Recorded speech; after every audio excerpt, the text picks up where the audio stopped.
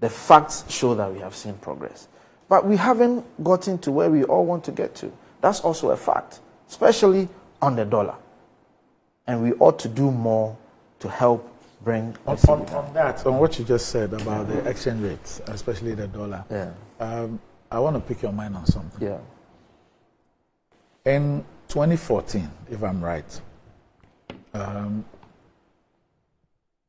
Bawumia held one of his public lectures, Restoring the Value of the Cedi, where he first of all told us how incompetent the managers of the economy were as far as dealing with the strength of the cedi against the major currencies were concerned.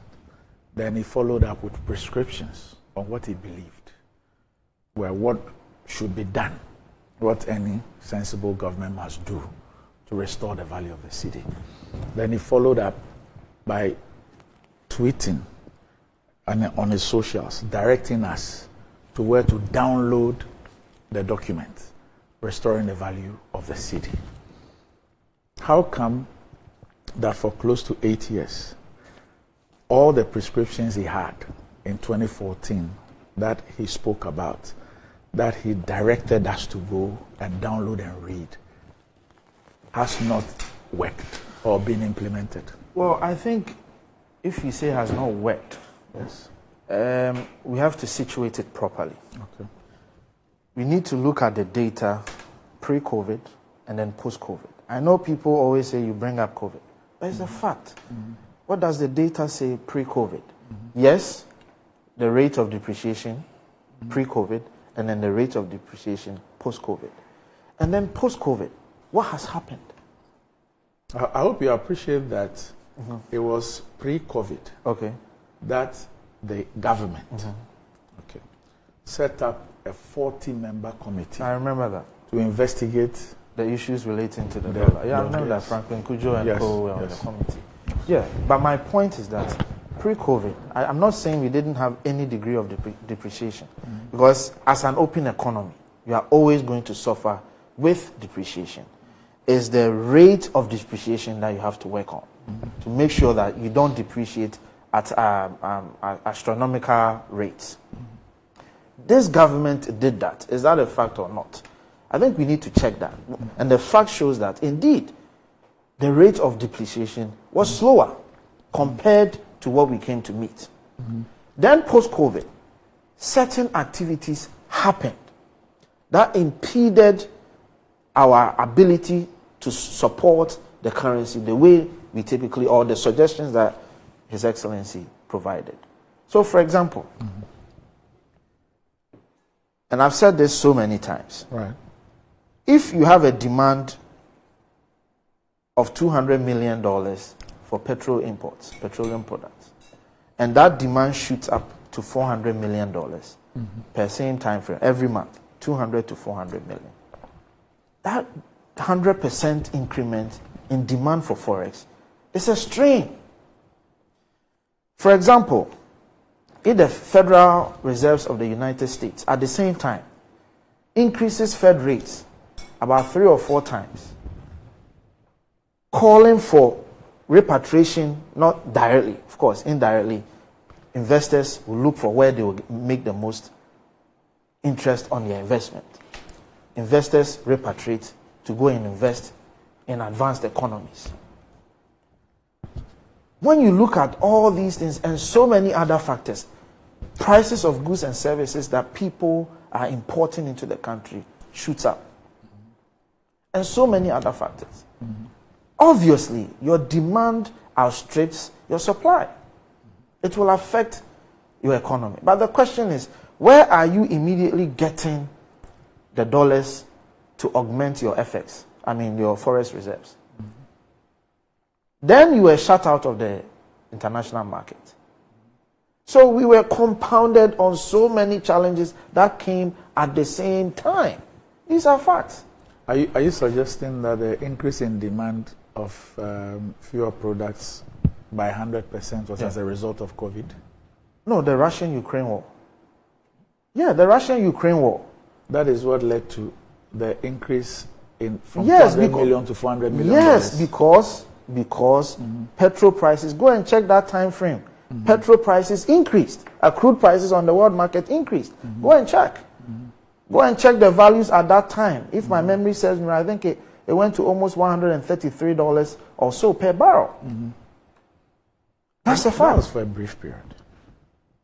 What was the brief period? It was a brief period. What was the brief period? Less than 3 months. No.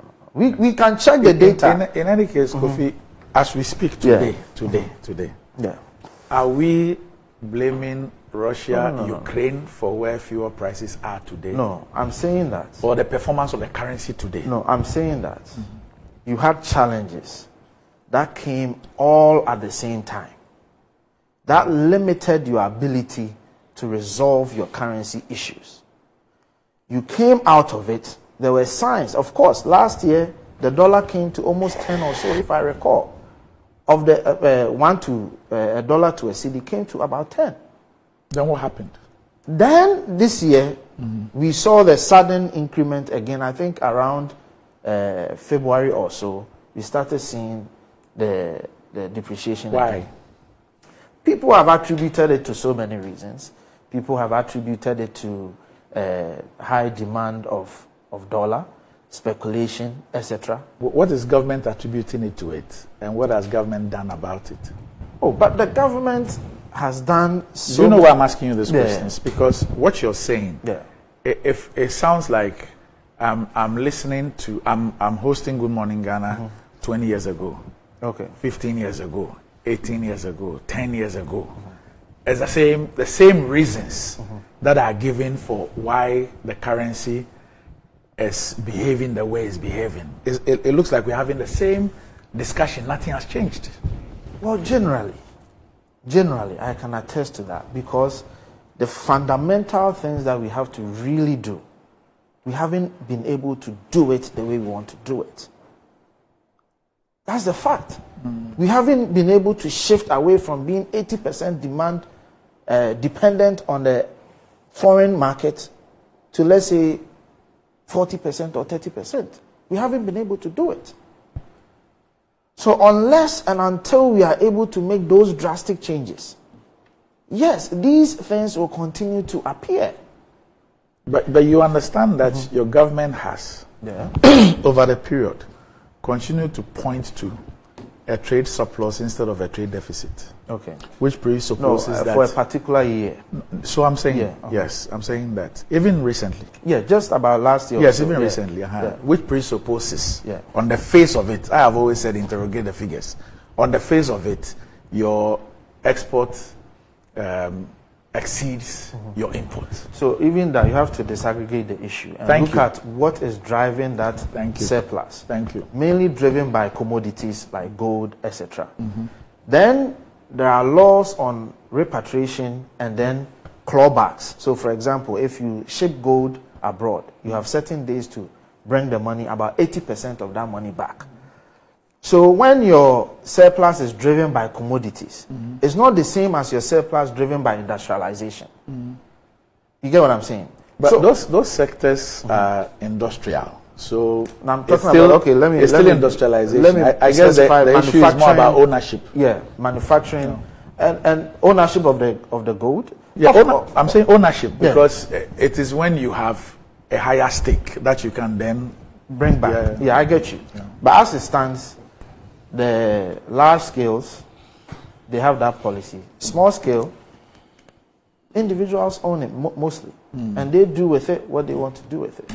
So I'm saying that, to your point, the surplus was driven by commodities and not necessarily manufacturing that is indirectly or directly bringing in so much forex.